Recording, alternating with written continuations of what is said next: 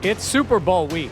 What's the biggest change the Bills need to make so that they're playing in the big game next year instead of watching? Plus, the Bills' quarterback room looks a lot different than last year. How will that impact Josh Allen? And get out the yearbooks. It's time for the 2021 Bills Superlatives. All that's coming up on this week's edition of the Buffalo Plus Podcast. Welcome back to the Buffalo Plus Podcast presented by DraftKings. Mike Catalana, Dan Fates. I am Jenna Cottrell. We know it's Super Bowl week, but let's talk Bills as we hope that many fans hope that they get to the Super Bowl next year. Mike, what does this team need to do to bolster their chances of playing this week? Yeah, I mean, there's a few things that we know, right, that we've seen. But I'm going to say this one thing, and I think it's sort of overall for the team. And I think it's on Brandon Beane and the ability to bring in the right kind of players or emphasize the right kind of players currently on the roster. And I'm going to say team speed. Because when I look around the league, I see a lot of talent on this Bills team, but I don't really see elite speed. And when we're talking about the wide receiver position, when we're talking about the corner spots, right? I mean, you start out in this defensive secondary with Poyer and Hyde, you're in great shape. But, man, sometimes you got to chase down Tyreek Hill. And offensively, you know, we saw the difference even Isaiah McKenzie made when he's on the field because there's just a different level, whether that's more quickness than speed. Right. So I'm going to say overall team speed would elevate this entire roster. And, you know, Dan, that could be at the linebacker position too. Yeah, that's a good point. It's tough because you're starting to see some teams zig on that. Like you're starting to see teams, like we've said, like New England, like trying to turn this game back into this physical style, big guys running the ball down. Tennessee does that.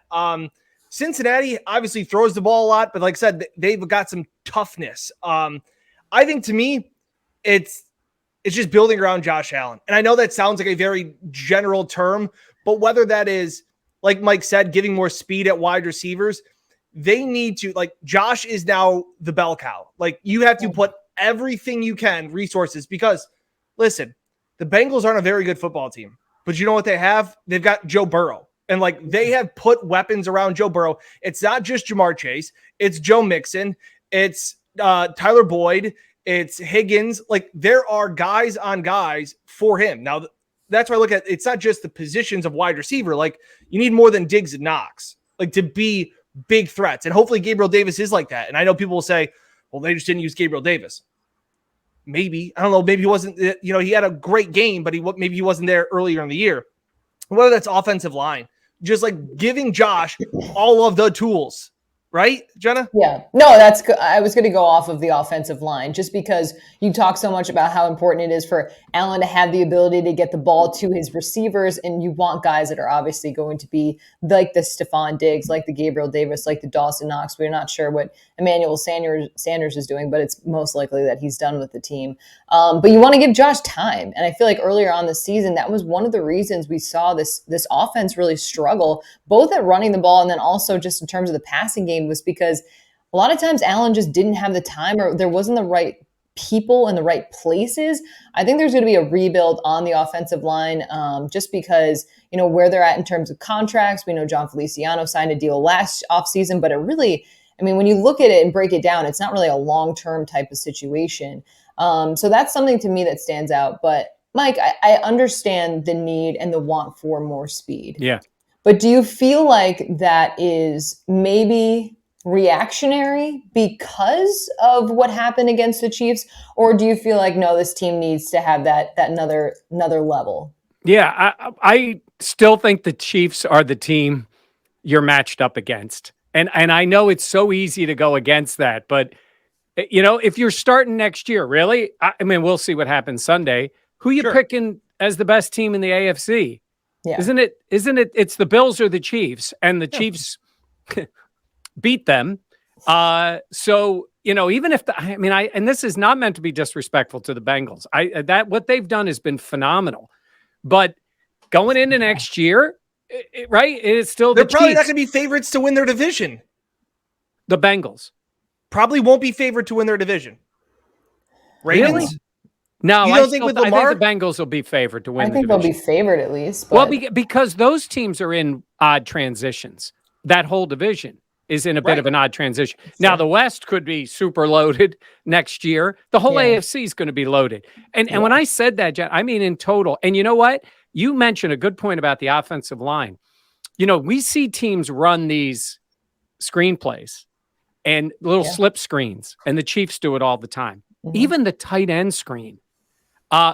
You know, I say the screen, not to go back to 13 seconds, but they ran that quick little thing to Hill, and it gets yardage. Anytime you get the ball in Kelsey's hands, I think you could use that with Knox. You need offensive linemen that can get ahead of that play. You need that athleticism. So to Jenna's point, I think that would help. And Dan made the best overall point, though. It's you start with Josh Allen, and you build around him.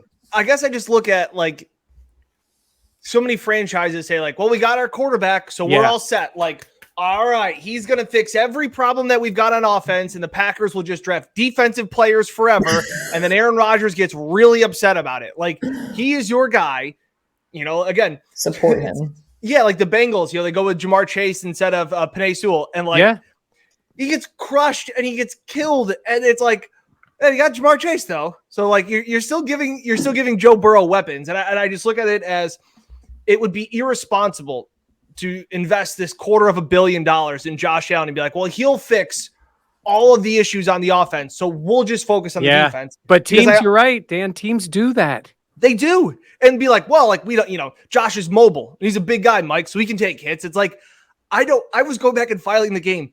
The hardest hit that Josh took was the Monday night game. Matt Judon came unblocked off the side on one of them, and Josh looked to the right, and Judon came off the left. And I still can't believe Josh got up. Like, it's one of those are the hits that you need to avoid.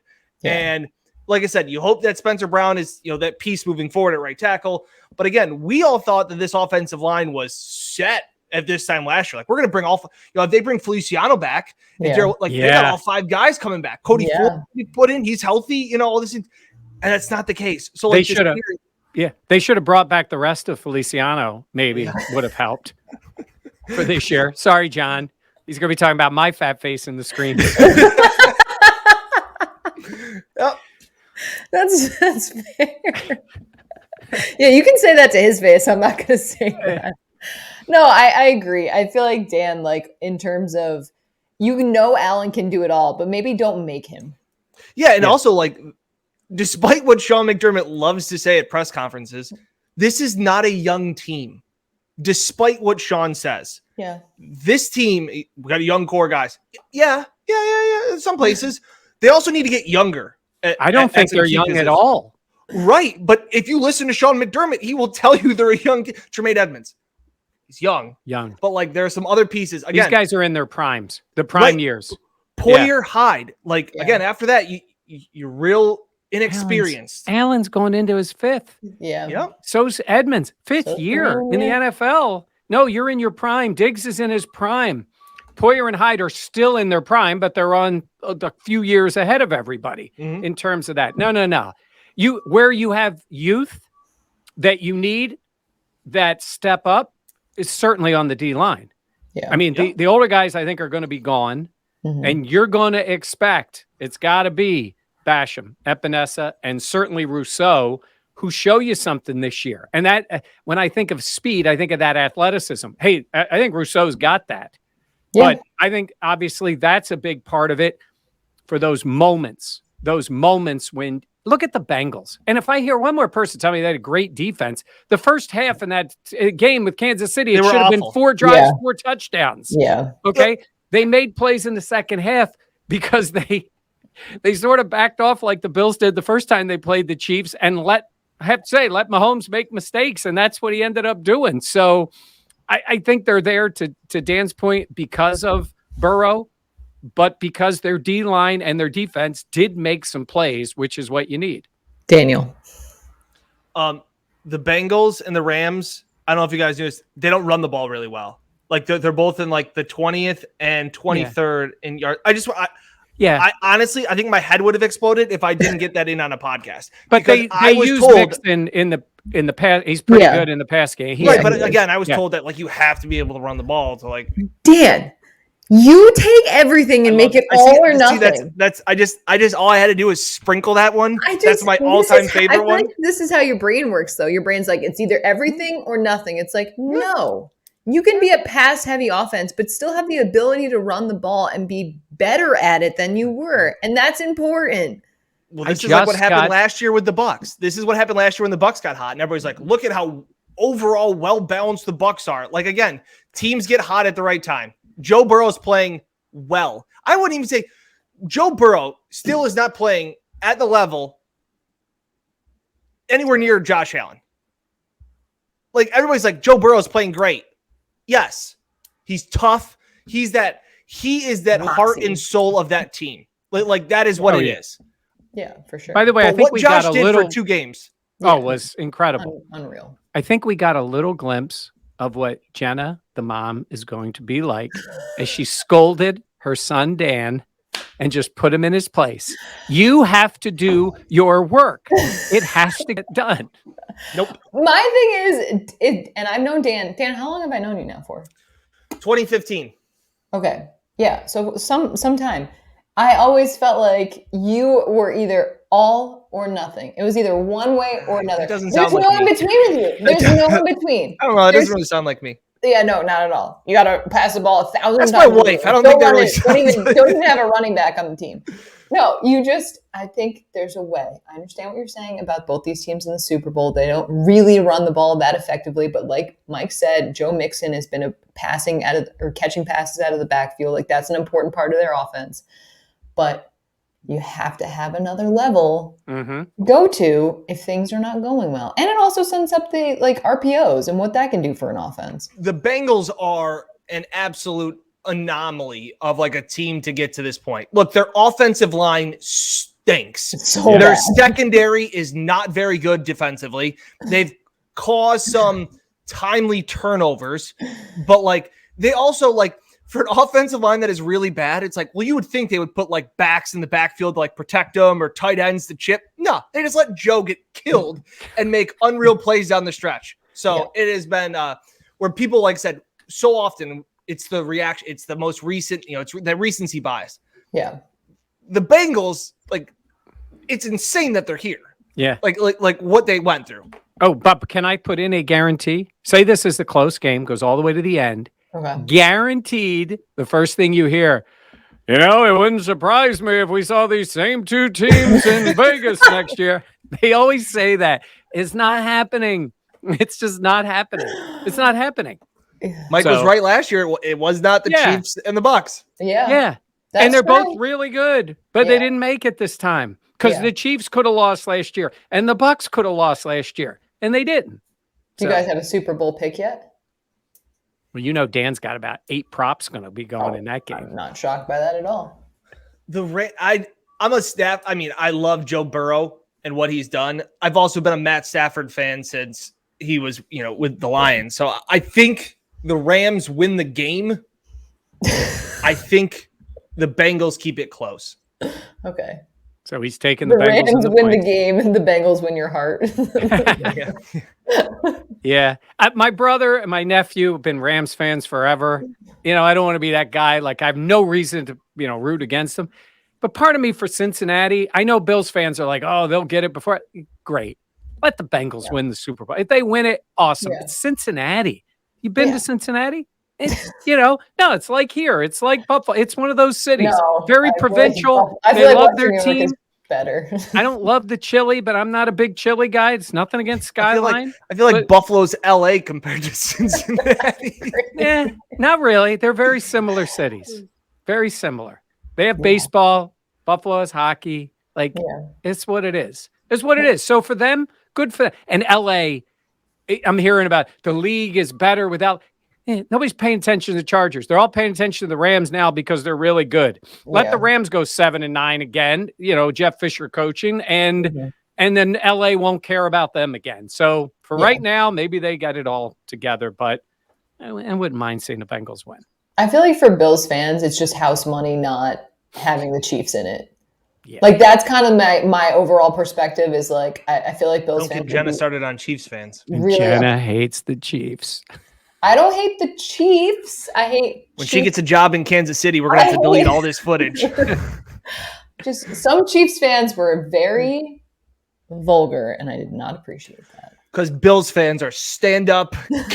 they are stand up citizens in the stands. I would like to think so. Yes. All right. Either way, I feel like it'll be a good. I hope both teams have fun. How about There that? it is. I love if Matthew Stafford won. That'd be cool. He's been through a lot when he was with the Lions. If the Bengals win, that's cool too. I just hope for a good game. All right, we're going to talk about the Bills and their QB room, but first we have a message from our sponsor coming up.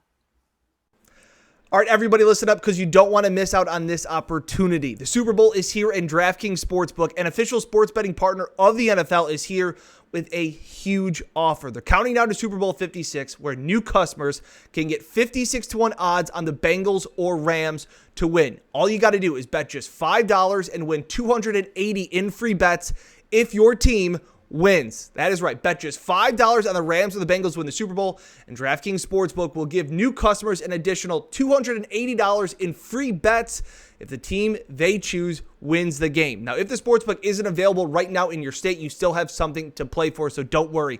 Everyone can play for huge cash prizes with DraftKings daily fantasy football contests. DraftKings is giving all new customers a free shot at $1 million in total prizes with their first deposit. I use DraftKings. I love it. So remember, download the DraftKings Sportsbook app now. Use promo code Buffalo Plus, all caps, no spaces, and get 56-1 odds on the Rams or Bengals. Bet just $5 and win $280 in free bets if your team wins. Remember, that's promo code Buffalo Plus at DraftKings Sportsbook, an official sports betting partner of the NFL. All right, Mike, what do you make? Because we know there's going to be some changes moving forward. Obviously, Ken Dorsey is now offensive coordinator. Joe Brady will be in there. Not sure in terms of what other players will be in that room around Josh Allen. So there's a lot that's going to be different going forward. Yeah, I think the Giants are creating the nature versus nurture experiment with Daniel Jones.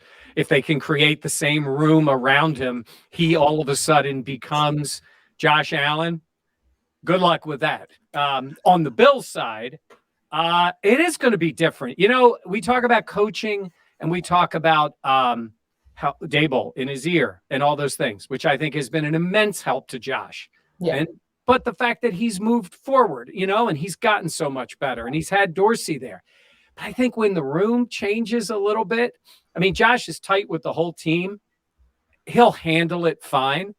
But Dan, I'm thinking, you know, if Mitchell's gone and now Davis Webb is gone, it's a different vibe. It's a different dynamic. It's now that could be a good thing. And I don't mean nothing against those guys. He loves those guys. But I think when we talk about, you know, restarting things next year and being on it maybe earlier, and maybe it causes a little more attention to detail in the offseason, it is going to be different for him. Yeah, change isn't always a bad thing. Like if you wanted to change and like get rid of your old car, or like if you wanted to change, you get like new things, like or new adventures or new jobs. Like it's not always a bad thing. Like sometimes people are always so like stuck in their ways. These are hypothetical situations. These are hypothetical talks that I would just, you know, scenarios. She bought a hat. Look, I bought a hat. You have something to announce? I hear what you're saying, because we had said that the continuity is great, but that the message sometimes can get stale. So there will be new pieces around, and I love Joe Brady as the quarterbacks coach coming in. Look, he was a guy that, you know, obviously he made, you know, all of his headlines and all of his money for, you know, what he did with LSU's offense, and it was incredible. And tailoring that offense for Joe Burrow, I don't think, again, it kind of gets lost a little bit from what the debacle was with Carolina. But when he came in and Joe Burrow, they wanted to like have him under center because he finished out the end of his junior season, and it just wasn't right. Like it wasn't good. And they brought Brady in to run this spread offense that fit Joe Burrow more. And you saw the success that they had when LSU won the national championship. So like, I love that. I think that's a fresh face. And again, putting more people back around Josh that will challenge him, that will push him, that will that aren't too egotistical or set in their ways to not roll with what Josh's strengths are. Like you see these young offensive minds, and I know we joke around. It's anybody that's had a cup of coffee with Sean McVay, but like those guys have been able to adapt their systems and their ideas offensively to their quarterback strengths. And I think that's what I really like. Look, Sean McVay had a really good offense with Jimmy Garoppolo. Now, I know it's based a lot about running, but like Jimmy still had to make plays, and you just go around that. So I like the fact that they're putting, as I said before, Dorsey being a quarterback's guy, and Joe Brady being a guy that I think can really just tailor and be that fresh set of eyes for Josh. I like. Yeah, I think this is too where we get into the point of this is Allen's 5th year in the league. We know he's the guy, and like this is what happens around the guy is things change and things progress and things look different. And I think him having the relationship he has with Ken Dorsey is also huge. Like they have that familiarity. They really know one another's skill sets. And I think that is a positive when you bring in a new guy like Joe Brady to be the QB coach. But at the same point, I also feel like Allen has done such a phenomenal job since his rookie year of navigating those relationships. And like, I got to give the guy a bunch of credit because I think where he was, being essentially told in the beginning that he was the backup quarterback, being thrust then into the starting position when he wasn't assuming that would be the case. The Bills weren't either. I feel like he's done a really good job of handling everything. And this is just the next progression. Yeah. And I feel like earlier on this season, when we saw this Bills team be a little bit unmotivated or streaky or all those things, I felt like it was because of the success they had that season before in the AFC Championship game, being there, kind of being ahead of schedule, so to speak, and having the expectations of this is a team that's going to be really good. I feel like because of where this team is coming at now going into this year, it's that grind type of mindset because of how the way everything fell apart against Kansas City. Maybe some people think that's wrong, but I think that is going to be a motivating factor throughout the entirety of this upcoming year. There's no doubt in my mind that for every guy that's going to be on that team that was in that game this offseason, that's going to be in their mind, and that's going to be another chip on their shoulder. So I feel like Joe Brady has done a lot for quarterbacks like Joe Burrow, and we've seen what he's been able to do. And I think he's a guy that can be there to challenge Josh in a new way, but also there's the stability around Allen to kind of have that ability to do what he does best and take advantage of all that he can do and the skills and tools that he has. Jenna, you made the point about the way he navigates it. I think that's important. Let's be honest. Now you don't have Brian Daboll, who was around the league, was with Bama, was with Belichick, has all the Super Bowl rings. I mean, he's been part of those teams. So now you're Ken Dorsey in his first time. And Josh Allen, let's be honest, he's taken another notch up.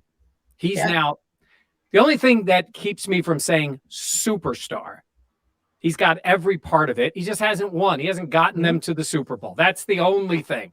I mean, he's playing in Pebble Beach. He's a star. He just is.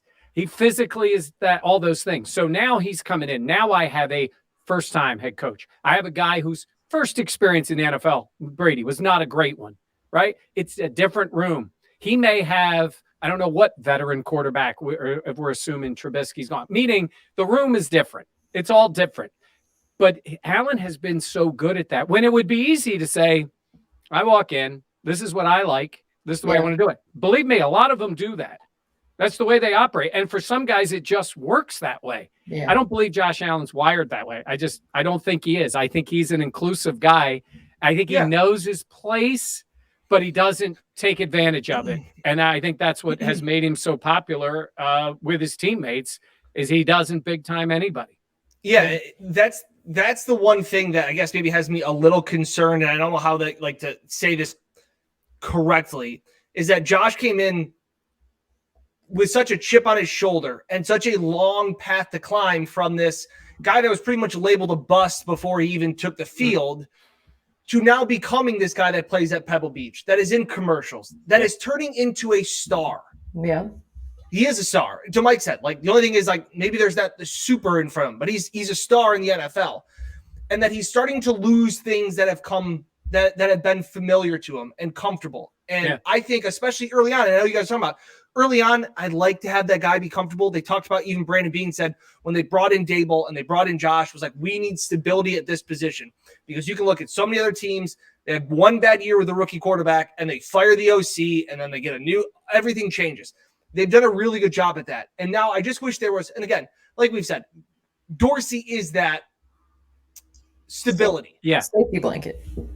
But, I don't see Matt Barkley anymore. It looks like Davis Webb is going to the Giants. I know Trubisky was new, but like you started to see Shea Tierney was the assistant quarterbacks coach with Dorsey, who came in with Dable from Alabama, and now he's with the Giants. So like there are a lot of new things that I guess just has me, whereas Josh is ascending into that superstardom, where all of a sudden Josh looks around and doesn't see people that he has seen before. That's my one tiny concern as to things changing.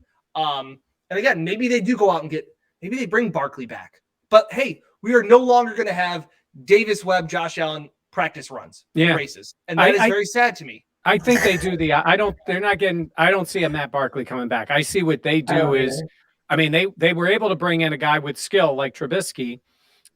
They want a backup that can play if need be, because we're now talking about, and I say this to fans all the time, nobody's replacing Josh Allen, but you might need him for a game or a week or 2 weeks, right? In that kind of case, I think that they are a team that there's guys who've been around the league who would want to be Josh's backup. Sam Darnold. Oh, I feel like for Sam Darnold's ego, that is a tough. Yeah, but he's going to be in a tough spot going forward. Yeah, you're right. I mean, why not be with your friend? Jordan Palmer to what his relationship was with Brady when he was there. But that's an interesting name. Look, Carolina, I don't know what they're doing. I just don't know what they're doing. Neither do they. Neither do they. And so it's tough to judge in that way. But I think Jenna made that point of Josh navigating things. It's going to be different. Let me tell you something. If you looked at this past season, it went through almost like they had a lot of change. There was ups and downs. There were weird moments. There was some bad games. There was losing the opening game. But that's what I'm saying. Like, they always had Dable. Like, you had that guy that, like, was, like Jenna said, he was the binky. He was the safety blanket. He was that warm bottle of milk at the end of the night. Like, that was Dable and him. Yeah, but you have Dorsey and the relationship that him and Allen. So here's the only thing is about this is that there is also a very big transition. I'm just saying this from I played college sports. That like there was always a time when you had like the grad assistants who were like the guys that you would go out and drink with. Like they were the coaches, like they were like the mediators, and they were like, oh, he's the catcher's coach, or he's the hitting coach. And then all of a sudden when they became like a full-time coach, they weren't a grad assistant anymore, and then they had to enforce the rules. It was like, who the hell's this guy? Like, what was that guy that we were going out getting buckets of beer with? Like, all of a sudden now you're going to tell me to go run laps? Like, I don't like this anymore. Ken Dorsey's also 40. He's not like he's 22. I'm just saying, where it's like, so you need some coaches that are your friends, and you need some coaches that'll ride you. But you don't think that Dable was both of those things to Allen? Correct. I don't know if Dorsey was both of those things to Allen. That's my point. Val, I don't know if Dorsey was more. You got him again, Val. No, I'm saying that's what I was saying is that I think Dable was that. I think Dorsey could have been just the friend. He was his coach. He's a quarterback's coach. Yeah. I think Josh has a lot of respect. And I see what you're saying in terms of that. If it was maybe somebody a little younger who had been more one of these upstart kind of guys. Yeah. Look, the biggest thing too is how much do they want to change? How much do they want to change the offense? How much influence does Sean McDermott have on what they're doing? I mean, he elevated these guys. Actually, yeah. Hey, I'm telling you, I love Dable, but from the moment McDermott seemed to get ticked off, the offense changed, and eventually it helped. It did help them. It did help them. Dan, you even had to admit they became more physical. and Singletary helped them, and then Josh went crazy in the playoffs. How are you going to spin your way out of this? Yeah, No, because I gave myself the out where I said like defenses are worn down. Remember, that's why it was easier to run the ball. Remember, I said that. I said defenses are tired. It's an extra game of the season. Like it was all these things. Like it was just easier to run the ball. Oh my God. Yeah. I will say, obviously, you don't want to see this Bills offense go back to the ways of like. Nah, they're not. Which I don't think it'll be that, but like of just like running the ball. The first OC that Sean McDermott hired was Rick Dennison. Oh yeah, Rick was yeah, but look at what they had then. I also feel like Rick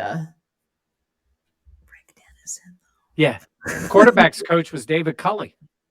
That's true. Yeah. Who had never coached quarterbacks before. He had never coached quarterback. Wide receivers coach for the Eagles. Yes. Yeah. There's changes coming.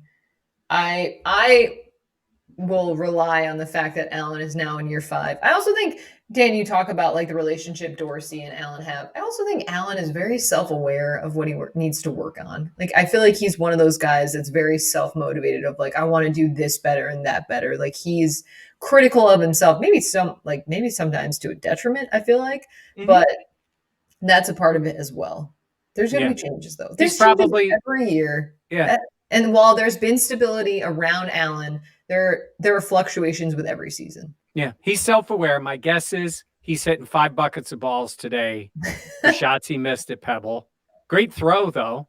Great throw. Yeah. On the broadcast, they said he was out there grinding more than the pros because he didn't want to embarrass himself. It was like relatable. That's it. That's motivation. One of us. He had a great bunker shot that made it on TV. He did. And I actually put that on the news. As someone here, I believe you kids would call it a flex. As someone who has played that course before, it's frightening. Wow. It is awesome. It is scary. And there were no cameras following my dad and I around when we were playing on that thing. So it is unbelievable. When did you guys play? That was 12 years ago. It was a charity event that we had gotten a chance to go. Played all of them. It's unbelievable. That's that cool. place. Yeah. So Josh and I will talk about it someday. Yeah. Oh, I'm sure you will, you guys. But are you friends, or are you able to be critical? I'm able to be critical. You know, I can separate the two. Okay. You guys know I'm right. No, I don't agree with you at all. Okay. All right. Let's have more fun, because last year we did this and it was enjoyable. The Bills superlatives as the season wraps up. So we have a couple categories. I'm going to preface it by saying this. If you pick a player for one category, you cannot pick them again. All right. So let everybody know what we're doing here. Because, superlatives. It's the superlatives. It's best like hair, the best yearbook. dressed, the yearbook. class clown. I'm skipping best car. Screw you guys. Coolest nickname, social butterfly. Future president, speaks the least, says the most. And I thought we were going to trim this list down. Yeah, there's a lot on here. All right, so we'll move it along. Yeah, I was going to say. All right, Daniel. The one caveat is if I name a person for one category, he cannot be used again by myself. Yes. That's we like to spread around. We want to make things a little more even. Yes. Yeah. Okay, Michael. Best hair.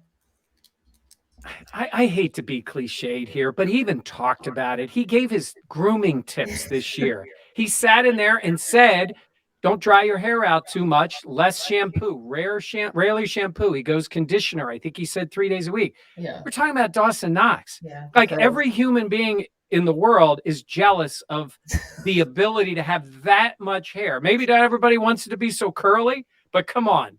That's it's spectacular hair. Especially you, Mike. I'm not quite to Sean McDermott's jealousy level, but come on. I mean, like his teammates are jealous of that. Yeah, I do remember. Dan, you were there too. We talked to Knox a couple years ago now about his hair care, and I guess as a rookie, he had to straighten his hair, and yep. And all the guys were ragging on him, and they said he looked like Lord Farquaad from Shrek. And I guess Shaq Lawson didn't realize, the Bills' former defensive lineman, didn't realize that he did it as Dawson did this as a part of like rookie hazing, not hazing, but rookie being a rookie. Right. And Shaq was like, man, it really doesn't look that bad. And Dawson was like, that's when it got even worse because this guy was trying to help me out. Oh, I just love that so much, that story. Lord Farquaad is just such a visual. Dan, do you have one? Yeah, I'll go outside because obviously Knox is the layup. Obviously, Mike got to go first, seniority, all those things. Yeah. I'll throw a curveball out there. What about Cole Beasley? He had some serious flow throughout the year. Okay. I remember talking to him at the end of last year. He hadn't cut his hair since arriving in Buffalo. Okay. And then he did the real short on the sides. He had the man bun, and then eventually he cut it. But I thought he had some man bun actually. He had some long hair. Like he was twice as long as Knox. Yeah. Okay, but if you give it to Beasley, you got to give it to Chad Hall. They have to be together. I was about to say, touche. Chad Hall, the receivers coach, runner up. Yeah. Because where was I? I was in the tunnel walking out onto a game, and Chad Hall walked out, and people thought he was Cole Beasley. Oh yeah. Yep. It's not just fans. Yep. Yeah. That's fair. All right. I feel like you guys took like the two good ones. I would say I have one person, but I don't want to name him yet because I feel like he's for another category. Okay. All right, let's go to best dress. I'm going to start with best dress because Emmanuel Sanders is best dressed by far. This man is decked out in designer. He always looks good. His wife looks great too. Like the whole family walking into the Bills locker room, the fit was always very well done. Mike, what do you think? Yeah, veteran. He's embraced it. If you follow like the Bills when they're getting on the plane, guys have that look. Yeah. If people aren't familiar, the way those guys travel, basically they wear a suit that they're going to turn around and wear. I mean, going back, it's limited, the stuff they bring. They're only at a game. They're only there 36 hours. God, it's been so strange through the years where they used to travel, and I think Rex let them wear whatever they wanted. Some teams wore a tie, like whatever it is. But the players embrace it. And look, if you're going to beat out some other guys who have been strong, I mean, he's a guy who could be in every category too. We know Micah's one of those guys. Always looks great. But I like your pick on Sanders. I was thinking about that. And he's been doing this way pre Buffalo. It's been a look for him. That's a layup, guys. It's Diggs. I mean, he's on GQ. Like it's Diggs. Fair. And he's got the smiley hat. Like which was like the smiley hat. Which was like the star of the week was because he wasn't feeling very happy. So he can even cheer himself up with his outfits and being best dressed. That's true. Who would you say you guys dress the most like? Oh God. No, you don't have anyone. Dan, you have a lot of style, I feel like. Micah wears a hoodie during training camp underneath his pads. So Micah and I, because we wear a lot of hoodies. How about that? I'll say I dress the most like Brandon Beane. Wears a golf shirt, wears a suit and a tie. So there we go. That's fair. I don't know. I wear a lot of jeans and t-shirts, I feel like, and sweatshirts. So more relaxed. Yes. That's more me. Okay. Class clown. Dan. I think we're all going to pick the same one here. I think this is the one we saved for. It's got to be Isaiah McKenzie.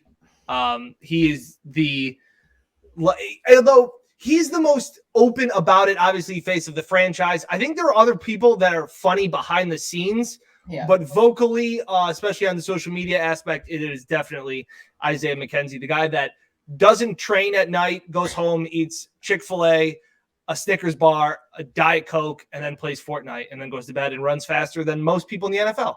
Yeah. He also will be the social butterfly category. He will also win that one as well.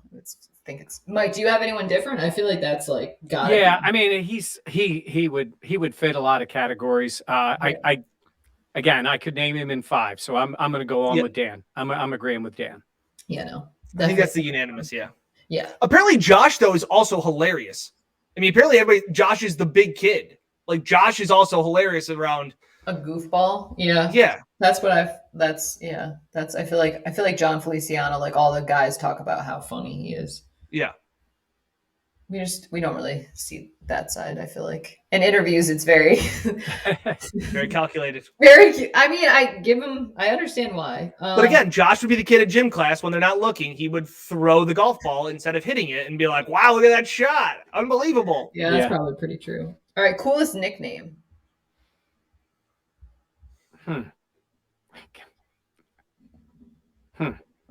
Josh doesn't have a nickname. He really doesn't. No, he really doesn't. Like, this is actually kind of hard. Do any of the Bills really have great nicknames? Great nicknames. Well, like I thought of like Smoke, obviously from like that. That's great. Yeah. Isn't Isaiah's a little dirty or something? A little dirty. Yeah. Yes. I don't know what that is. I mean, Dion goes by what? The Snowman. The Snowman's pretty good. And he plays that up a little, but it's just Dion. I don't know if that's necessarily like a great. I always think of a great nickname as one that that does probably fit Isaiah. That really fits the guy. I don't think have nicknames. Motor. Motor is good. Motor good. Works. Motor is good. I feel like he's the only one that really has a nickname. That's what I'm saying is I don't think of them as a big nickname. I just you don't see it as much as it used to be. Let's bring that back. Okay. Does Dawson Knox have a nickname? Because he the stiff arm. T-Bass? Tyler Bass? T-Bass? Yeah. I mean, it's first initial, last name. Yeah, it's not really bad. Well, we're kind of stretching. Yeah, we're stretching here. Okay. Wait a minute. Hold on. I got it. Who? What? What's Sean McDermott's nickname? Oh, Mac Daddy. That's it. That's nickname. Which I don't understand how that is. Mac Daddy. Mac Daddy. Eating his Raisin Bran. Okay. Future president. I have one for this. Okay. Because he's serious and thoughtful. If we're going with an adult as president, which we don't always see, or sometimes too adult, if you know what I mean, how about Mitch Morse? Ooh, I could see that. I have my smart, thoughtful, sees things, very much likes to work with people. He'd be a good president. I'm going to go with Mitch Morse. I'm going to go with Micah Hyde. Like, come on. I mean, he's seen it all. He's a veteran. He has good perspective. His family's adorable. Like, I would believe anything they said. Yeah, I mean, yes, he would have a lot going for him if he wanted to run. Josh has the thumbs up. Like Josh has the political, like the walk around. Historically, I don't know if that's like. Well, I'm just saying, like he just goes around shaking shaking hands and kissing babies. He's not shaking babies. Yeah.